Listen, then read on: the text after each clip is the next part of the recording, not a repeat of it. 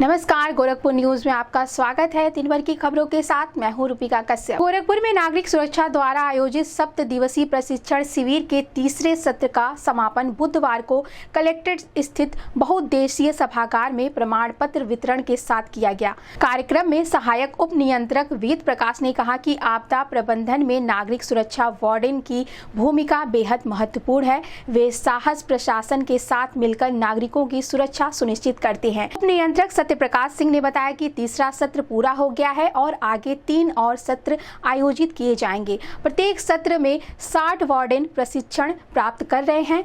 Divisional warden विकास जलान ने नागरिक सुरक्षा के इतिहास का उल्लेख करते हुए बताया कि इसकी शुरुआत 1937 में हुई और आज़ादी के बाद 1968 में नागरिक सुरक्षा अधिनियम लागू किया गया, जिससे संगठन को मजबूत कानून आधार मिला।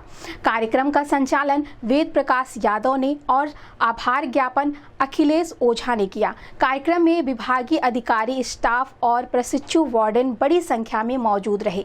इस संबंध में गोरखपुर न्यूज से बात करते हुए सिविल डिफेंस के सहायक उप नियंत्रक वेद प्रकाश व कोतवाली प्रखंड के डिविजनल वार्डन विकास जलान ने कहा। देखिए, ये जो भी इसका सिलेबस था, ये भारत सरकार द्वारा जो ये सिलेबस दिया गया था, जिसमें प्रथम वनडे 1 दिन का कार्यक्रम था नागरिक सुरक्षा एवं डिजास्टर मिटिगेशन, और 2 दिन का जो fire fighting and fire science, और अगले 2 दिन का था CSSR कोलैप्स स्ट्रक्चर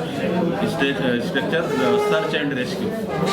फिर 5वें, 6वें और 7वें दिन बेसिक लाइफ सपोर्ट पे ये क्लास लिया गया, जिसमें प्रैक्टिकल और सैद्धांतिक दोनों बातें लोगों को बताई गई और बड़े ही तल्लीनता से, उत्साह के साथ जो ट्रेनिंग उन्होंने प्रतिभाग किया इसमें। के भारत सरकार द्वारा गृह मंत्रालय के संयोजन में 7 दिवसीय प्रशिक्षण शिविर यहाँ पर लगातार चलाया जा रहा है। जैसा कि आप लोगों को ज्ञात भी है, हमारे 2 प्रशिक्षण शिविर पहले हो चुके हैं 7-7 दिन के, और ये तीसरा शिविर जो था जिसका आज समापन यहाँ पर हुआ है। इसमें लोगों को प्राथमिक चिकित्सा से संबंध, उसके बाद आपदा के संबंध में, उनसे बचाव राहत कार्यों के संबंध में, मेडिकल ग्राउंड जैसे कि प्राथमिक चिकित्सा में क्या क्या किया जाए, किस तरह लोगों को बचाया जाए, यह सब जानकारियां प्रशिक्षण के माध्यम से दी गई हैं।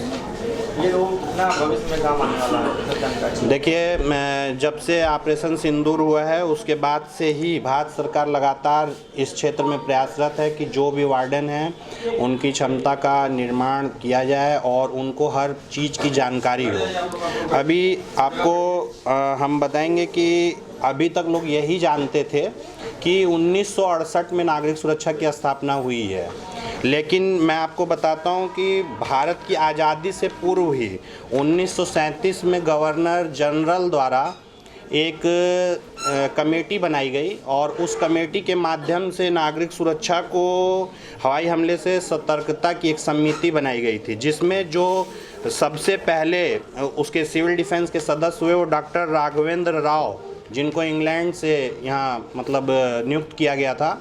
उसके बाद जब भारत आज़ाद हुआ 1947 में, आज़ादी के बाद बाकायदा संसद में एक अधिनियम पास हुआ, नागरिक सुरक्षा अधिनियम 1968। उसके बाद ये कानूनी रूप से भारत में लागू हुआ।